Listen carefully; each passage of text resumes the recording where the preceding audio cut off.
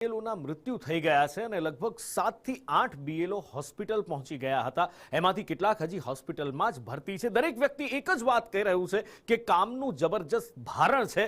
બીજી બાજુ સરકાર લેવલથી તંત્ર લેવલથી કહેવામાં આવી રહ્યું છે કે ભારણ ના રહે એના માટેના અમે પ્રયત્નો કરી રહ્યા છીએ, પણ એ પ્રયત્નો સાર્થક થતા નથી દેખાઈ રહ્યા અને એનો બોલતો પુરાવો સામે આવ્યો છે, જેમાં બીએલઓ અને સોસાયટીના પ્રમુખ વચ્ચેની એક વાતચીત એ ફોન પરની વાતચીત વાયરલ થઈ છે। ઓડિયો વાયરલ થયો છે। જો કે ઓડિયો વાયરલ છે, સંદેશ ન્યૂઝ પુષ્ટિ નથી કરી રહ્યું, પણ જો આ ઓડિયો સાચો છે તો બીએલઓની વેદના હૃદય ચીરી જાય એવી છે। એમની કદાચ હાલતનું અનુમાન ન લગાવી શકાય એટલા પ્રેશરમાં એ રહે છે। સાંભળો।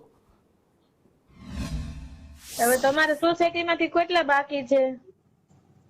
સોસાયટીમાં કેટલાય બાકી છે, કોઈ ફોર્મ આપતા નથી પાછો।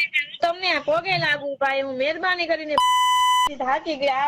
કેટલા મેસેજ એને નાખીએ છીએ, આટલું લિંક આપીએ, આટલું હા ભાઈ અમારે ગાંડા જવા રે અમારે આવી ગયા ને અમને। હવે તમે એક કામ કરો, બીજું કઈ નહીં, મને એ બધા એના ભેગા કરી દો। મારે કોઈ રીતે ભેગું થાય એમ નથી। ઉપરથી મને રાતના 12 વાગ્યા સુધી ઓફિસમાં બેહાડે છે।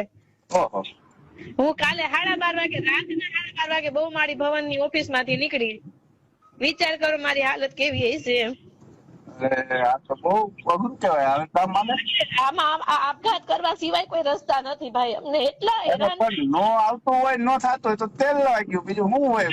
એમને તો એ લોકોને અમે ખુલાસા માંગે, કેટલી માથાકૂટું હાલે છે એમાં ભાઈ। નથી ઈઝી નથી, આ સહેલું નથી, નથી આપી જતા ને, બહુ અઘરું છે। અને કરતા ન મળે તાળા મારી દીધા એવું કહીએ ને તો સારું પડે એમ। પણ નથી આપવા જતા તો શું કરવું? મેસેજ મૂકી દઉં હજી પાછો અત્યારે કે ભાઈ તમારે તાત્કાલિક બધા ફોર્મ મારા ઘરે જમા કરો। કોરા દઈ દો ને તોય હાલશે। મારા ભગવાન એને કોરા આપો। આ બેન ને સમજો ન કરી આપઘાત કરીને મરી જાય।